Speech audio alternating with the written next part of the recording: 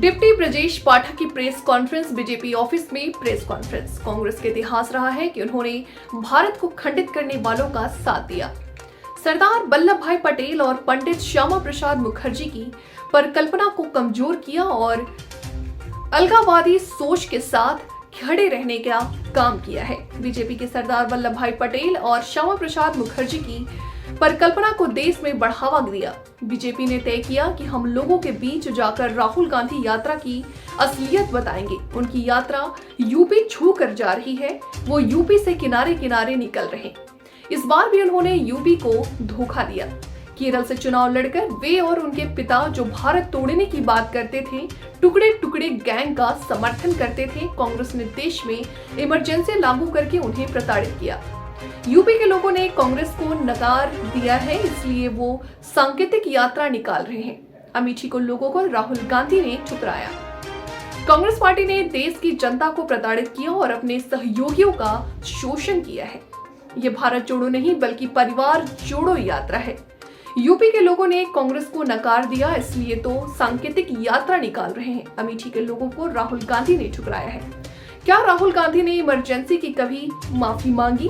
लोगों के साथ जिस तरह का जुल्म आपातकाल में हुआ, उस तरह का कोई कर भी नहीं सकता। बाबा साहेब ने संविधान में लिख दिया था कि अब राजा रानी की कोख से नहीं बल्कि वोट से पैदा होगा। हमारी सरकार में एक भी भ्रष्टाचार का निशान नहीं है, जबकि कांग्रेस में राज्य के अनगिनत भ्रष्टाचार हुए हैं।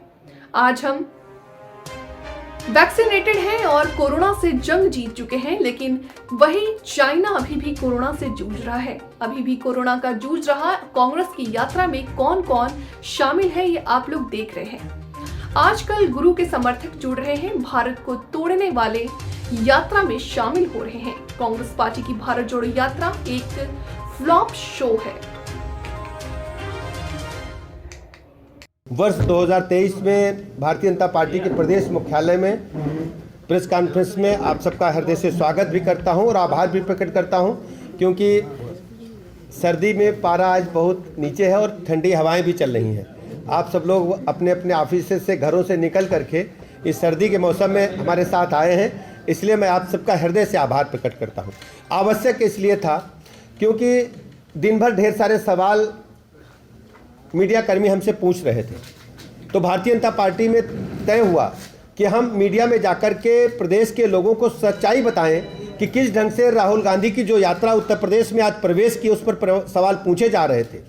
राहुल गांधी की यात्रा उत्तर प्रदेश में मैं कह सकता हूं कि छूते छूते निकल रही है।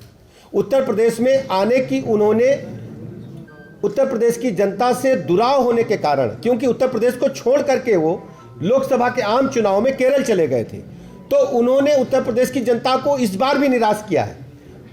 वो उत्तर प्रदेश के किनारे किनारे निकल रहे हैं और वो कांग्रेस पार्टी और वो उनके नेता जो लगातार देश को तोड़ने की बात करते थे, देश को विध्वंसक शक्तियों के साथ हाथ मिलाने का काम करते थे, टुकड़े टुकड़े गैंग के साथ खड़े होने की बात करते थे, वो लोग भारत जोड़ो यात्रा का छद्म नाम देकर के लोगों को गुमराह करने का प्रयास कर रहे हैं। उत्तर प्रदेश के आम जनता उन्होंने बुरी तरह नकार दिया है, इसलिए उन्होंने हिम्मत ही नहीं की उत्तर प्रदेश से निकलने की, इसलिए वो केवल टच करते हुए दूसरे राज्यों में जा रहे हैं।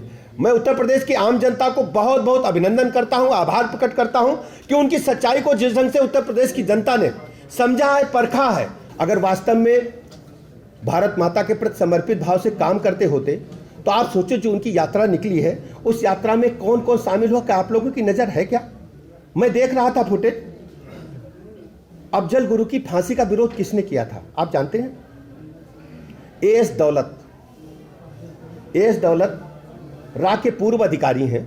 उन्होंने अफजल गुरु की फांसी का विरोध किया था कि नहीं किया था? दिनेश जी आप बताइए। आप पत्रकार मित्रों से पूछना, आपको सवाल पूछना चाहिए कि वो लोग जो हिंदुस्तान की एकता और अखंडता को, हिंदुस्तान को विखंडित करने के लिए और जो अटैक करते हैं भारत माता पर, उनके समर्थन में जो लोग हैं उनको यात्रा में आप साथ रखोगे? हिंदुस्तान की जनता आपसे पूछना चाहती है। और यह भी मैं बताना चाहता हूं, जिन लोगों ने हमारे डैम का विरोध किया, नर्मदा डैम का विरोध किया, वो आपकी यात्रा में शामिल हो रहे हैं। विकास को रोकने का आप काम कर रहे हो, डेवलपमेंट को रोकने का काम कर रहे हो। आज नर्मदा डैम बनने के बाद बड़ी संख्या में हजारों एकड़ लैंड सिंचित हुई है, लोगों को पीने का पानी मिल रहा है। आप दिखाना क्या चाहते हैं देश की जनता को, प्रदेश की जनता को जवाब क्या देना चाहते हैं? मैं कह सकता हूं दावे के साथ कांग्रेस पार्टी बुरी तरह से फेल साबित हो चुकी है, फ्लॉप तो साबित है। ये जो भारत जोड़ो यात्रा है, राहुल गांधी और उनकी टीम पूरी तरह से फ्रस्ट्रेशन में है और वामपंथी पूरी दुनिया से खत्म होने जा रहे हैं, लेकिन अभी भी इनके दिमाग में घुसा हुआ है वामपंथ। मैं कह सकता हूं जिस ढंग से उनका पहनावा है, जो जिस ढंग से वो चाल चलन है, मैं कह सकता हूं कि वो भारत माता के प्रति कभी भी सौहार्द की भावना नहीं रख सकते।